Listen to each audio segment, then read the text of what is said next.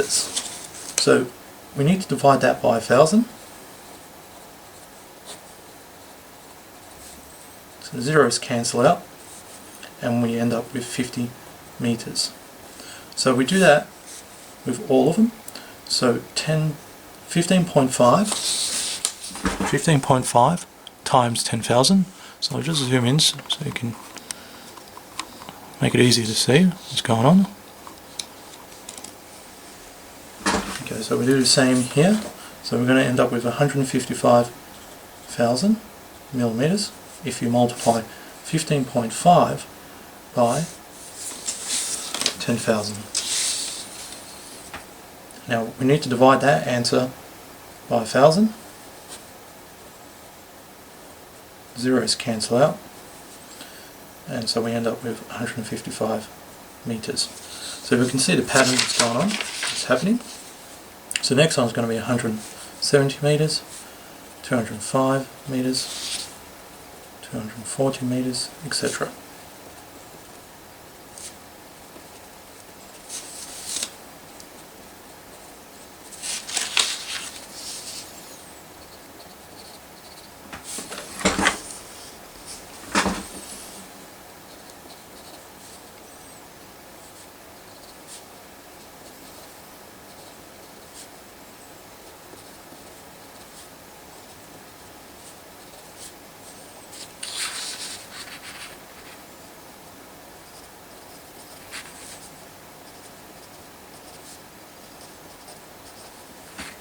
Okay, now we should also, in the next column, put in the altitude again, and you'll see in a moment why I've put in another altitude level. It's just so when we construct a profile, you'll find that it's a lot easier and it'll avoid you making an error on the graph.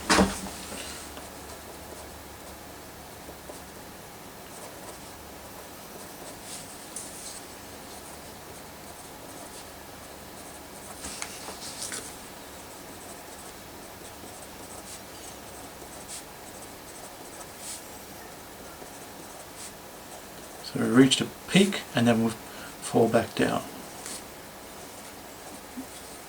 So we're on the other side of the mountain now.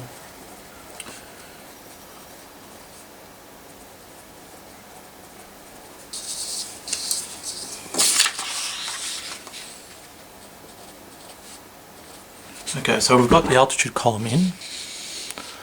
Alright, next I'd like to show you, it's also a good idea to put in a line linking the contour, the intersection points. In other words, each contour line will have two intersecting points.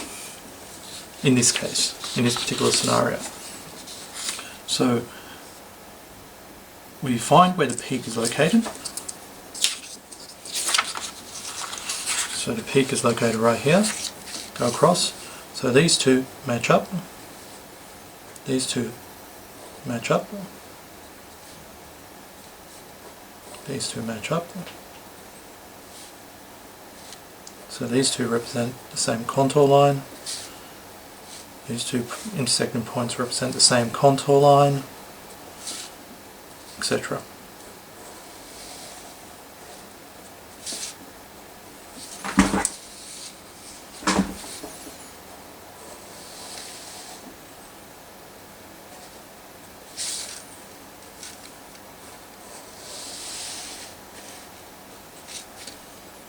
Okay, so this will enable us to draw the profile very accurately. Axis of my graph. Okay, so the horizontal axis represents distance.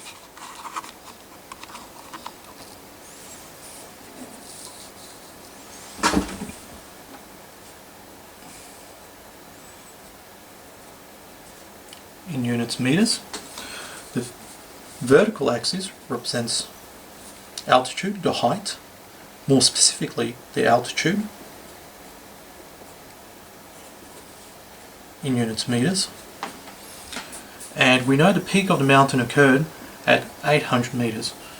So, and each altitude occurred at a height of 100 meters.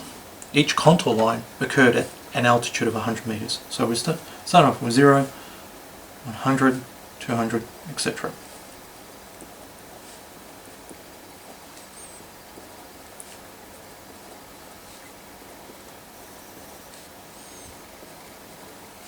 Okay, so we know the base is in total 980 meters across. We determine that in our table. So from point A, 0 meters, all the way through down to point B, which was 980 meters. So we'll go steps of 100 meters again on our graph.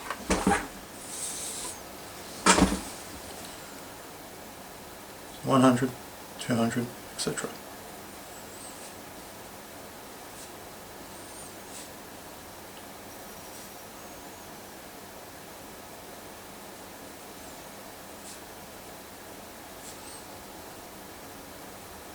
Okay, now we're ready to put in the points.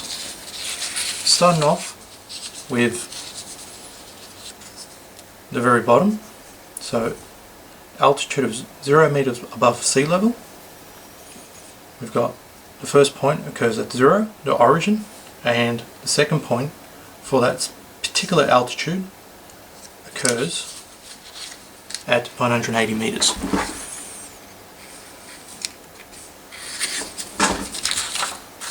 So we put in those 2 points, so 980, which will be approximately here. Okay, so next, for an altitude 100 meters,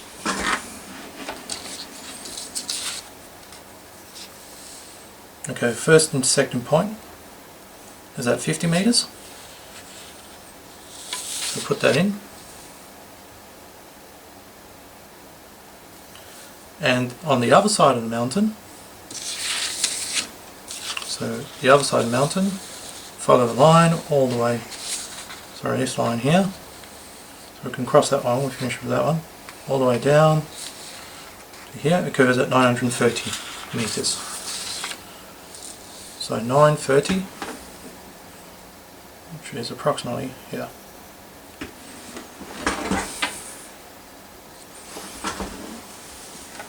Okay, so coming back to our table, we can cross that. We're up to the next one.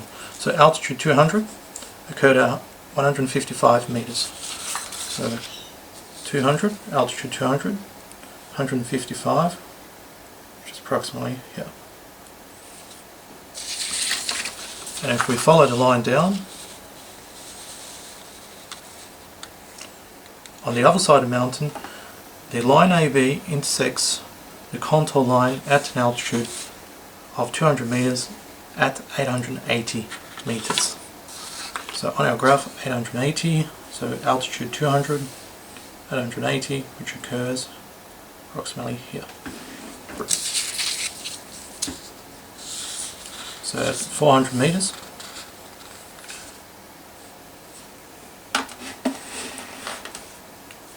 At 400 meters, the first and second point is 205.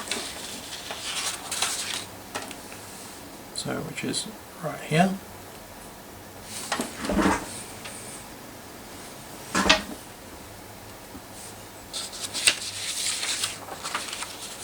And the next intersecting point on the other side of the mountain is 805 meters, which is right here. Altitude 400. Next, altitude 500. So the first intersecting point is 240 meters, which is about here. And on the other side of the mountain, next intersecting point is 700 meters. So 700, right there. Okay, so we're up to altitude 700.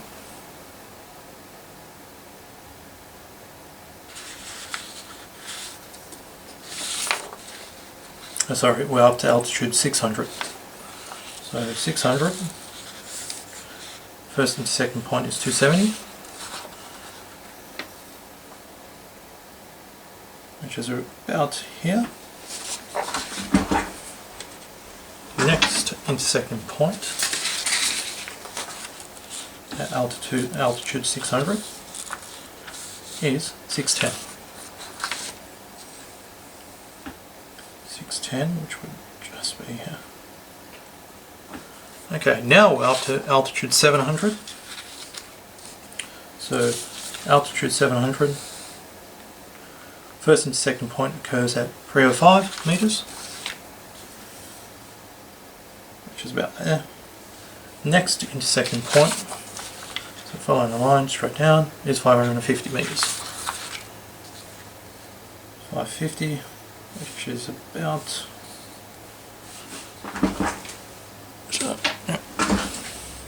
here. And the last point, which refers to the peak and altitude of 800 meters, occurs at 440 meters. So 440 meters occurs right here. Okay, now we're at the final stages where all we need to do is join the dots up. Now, the exact profile between the points we don't know. So, as long as the 2 points meet, what you do in between is does not matter too much.